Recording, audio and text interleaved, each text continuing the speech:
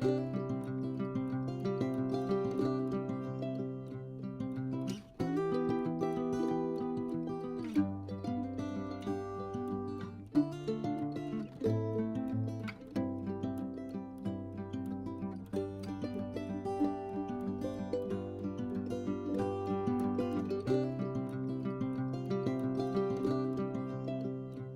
guys, how are you? I was just wondering kung interesado kayo matuto ng really easy na pasta recipe na oil-based siya guys. Hindi siya yung parang tomato sauce based. Ang gagamitin nyo, marami lang talagang tomatoes and then cooked bacon, kielbasa sausages, and then butter and garlic, and then lots of garlic powder. So mabawang yung lasa niya. And then sun-dried tomatoes na ganyan no, na pesto. Kung may makita kayo, pero kung wala kayong makita ganyan sa Manila, damihan niya na lang yung yung tomatoes nyo. Anyways guys, kamusta na? Ano nang balita? I just thought of teaching you guys this kasi pag may pumupunta sa bahay namin na magla-lunch, tapos may garlic bread, oh my gosh, gustong-gusto nila to. Hindi nila alam, ang dali-dali lang gawin. So I'm gonna teach you guys how to make this. So, ayan guys. Ano yan? Olive oil at saka yung konting grease kung saan ko niluto yung bacon. Ayan. So, igisa natin guys yung, yung garlic.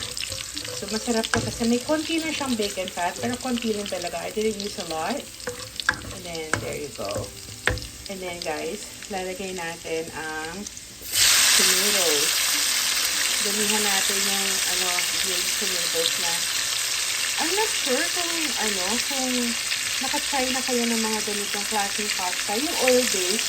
Kasi alam ko mga Pilipino, pag gumagawa talaga ng pasta, usually tomato sauce, diba? Or cream.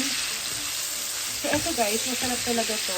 I-render down natin tong tomatoes hanggang sa, yung na siya, like, how do you say that in Tagalog? Yung, na siya. Kasi Ilonggo na sa isip ko. Like, sa Ilonggo, madunot. Oh, I don't know how to say in Tagalog. Pero like, siya, like, mag-flatten na siya. Yung talagang gisang-gisa na siya. Na really good. And then, let's just add butter. Yan. So, yan guys. So, when we come back, hopefully, na siya, nag-sweat na yung, tomatoes. Behind the stove, guys, meron akong pantry. Dalawa yung pantry ko, pero itong pantry na to, ito yung parang mga easy access. So, pag nagluluto ka, you just turn around and just grab the things that you need. So, ayan ang kailangan natin, guys. Yung pesto na yan. I always buy a lot. So, just in case meron kayong relatives na manggagaling sa States, pabili kayo niyan. You can buy that at Aldi. So, sa peso siguro, it's gonna be like 170 pesos ang isa. So, you could use it twice. Depende kung gaano kadami yung pasta. So, anyways guys, ayan ang pantry ko. Tapos ito naman yung sa taas, yung mga cereal ni Austin. Tsaka yung mga popcorn niya, olive oil, tsaka yung rice. Ayan. So, yung mga ibang dilata doon sa kabilang pantry. Pero ito yung mga breakfast food. Syempre, hindi pwedeng mawala ang ang Spam. At yung mga corned beef nasa likod. So, ayan guys. So, we're gonna go ahead and use this for our pasta. So, ayan guys. Nag-ano na siya. Tawag dito? Nag-render na yung yung tomatoes. Hindi na siya yung buo-buo. Ayan. And then, let's go ahead and add yung cooked bacon. Let's add the cooked bacon. And then, add natin yung bratwurst. Or kielbasa. Depende kung anong meron kayo. Pero masarap talaga sausages. Ayan. Lagay natin. Alam niyo guys, masarap kasi to. Kasi yung malalasahan mo talaga yung kamatis. At saka kung may garlic powder kayo, talagang damihan mo yung garlic powder. Ang sarap-sarap talaga. Pero for example, nakita niyo yung konti lang yung sauce. All you have to do is just add more olive oil.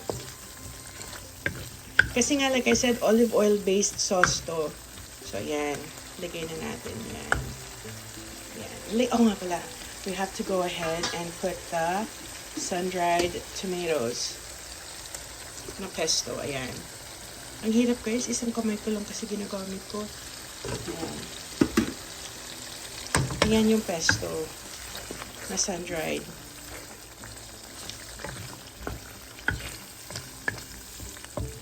There you go. Sige. Hayaan na muna natin mag-cook yung sausages.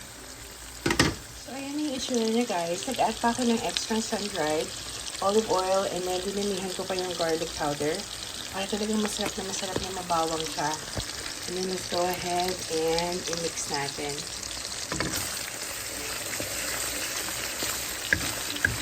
Kung i-prepare nyo to sa party, oh my goodness, you're gonna love it. Kasi kakaiba siya. Hindi siya yung typical na parang ano lang, like yung tomato sauce. Yan. And you don't have to cook this that long, too. Sandali lang to. And then, i-add na natin yung cooked noodles natin.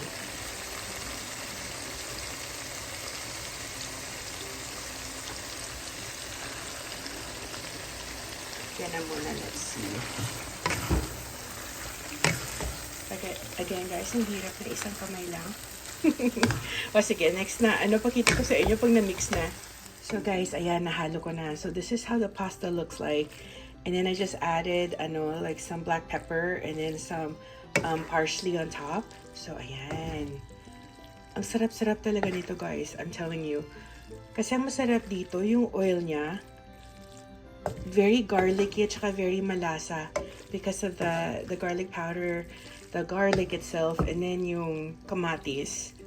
Ayan. So anyways guys, just wanted to teach you like a real quick recipe. Like I said, kung wala kayong pesto, okay lang. Damihan nyo lang talaga yung kamatis. So this is like an oil-based, tomato-based pasta dish. That's like very different, and then it's very good din. Especially kung after mo siyang lutuin, lalagyan mo siya ng parmesan. And then, kung may makita kayong, for example, Hungarian sausages or kielbasa or bratwurst, yun ang magandang gamitin dito. Kung, yeah, kasi the best talaga yung sausages. So anyways guys, this is how it looks. Ayan, just a real quick pasta dish para may idea kayo. Something different from the regular tomato sauce. Ayan. Yummy. Let's eat. I'm gonna pair this later kasi di ba gagawa ako ng Max's fried chicken. That's on another video. So it's gonna be this pasta and then Max's style fried chicken at home. Till next time. Thank you for watching, guys. I hope all is well.